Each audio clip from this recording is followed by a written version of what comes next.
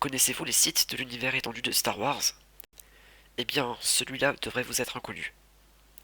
Il s'agit de Momine. Avant de commencer cette vidéo, je précise que les informations qui vont suivre viennent du dernier tome de la série de comics Dark Vador, le Seigneur Noir des Sith. Momine est né quelques décennies avant la chute de la République. C'est un jeune garçon passionné d'art.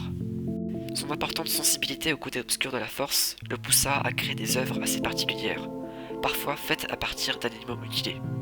Ses créations évoquaient la peur et la souffrance, car selon lui, ce seraient les premières émotions qu'on ressent à la naissance.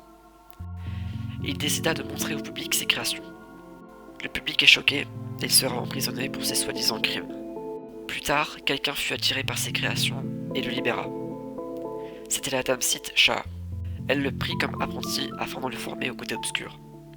Dame Shah lui apprit à manier la force et à combattre au sabre laser. Il s'était automutilé le visage, ce qui l'obligea à porter un masque. Momine a assez appris de Dame Shah, et sa condition d'apprenti ne lui plaisait pas. Il décida alors de tuer sa maîtresse. Au lieu de prendre un apprenti, il préférait en apprendre encore plus sur le côté obscur. Il étudia le folklore du côté obscur et ses plus grands sites. Momine se décide de poursuivre ses créations, mais cette fois pas pour le public. Il voulait bâtir quelque chose digne de la grandeur du côté obscur.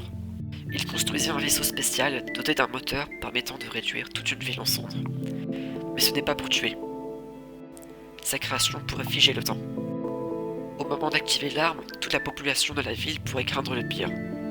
Ainsi, la peur de milliers de personnes serait figée dans l'instant crucial, celui où la souffrance et la terreur seraient à leur paroxysme, pour obtenir sa création ultime, un hôtel géant dédié au côté obscur. Il choisit comme cible une ville de Mustafar. Tout allait pour le mieux.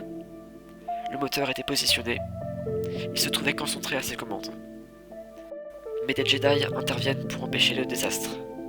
L'énergie qu'il utilisait dans le processus de sa création ne lui permet pas de se défendre. Il se fit tuer par les Jedi et le processus est interrompu. Cependant, son histoire ne s'arrête pas là. Car, grâce à la magie Sith, il put transférer son esprit dans un objet personnel, son masque. Les Jedi présents récupérèrent son masque pour le ranger aux archives Jedi. Des décennies plus tard, après l'ordre 66, Vador traque la maître Jedi survivante, Jocasta Tano. C'est elle qui garde les archives Jedi contenant des artefacts Jedi et Sith, et bien sûr le masque de Momine toujours présent. Vador s'empare du masque pour le rapporter à son maître. L'empereur étudie le masque et entre en contact avec l'esprit de Momine. En guise de récompense, Vador demande à l'empereur un endroit où construire sa base. Et il choisira Mustafar pour la puissance du côté obscur naturellement présente. L'empereur lui confie le casque de Momine, pensant qu'il lui serait utile. Sur le site de construction, Momine put retrouver un corps en possédant le corps d'un architecte impérial. Il dit à Vador qu'il l'aiderait à construire sa forteresse. Mais il ne s'agit pas d'une simple forteresse. C'est une structure pouvant canaliser la force obscure de la planète Mustafar en un point pour activer un processus de résurrection, qui servirait à Vador de ressusciter Padmé.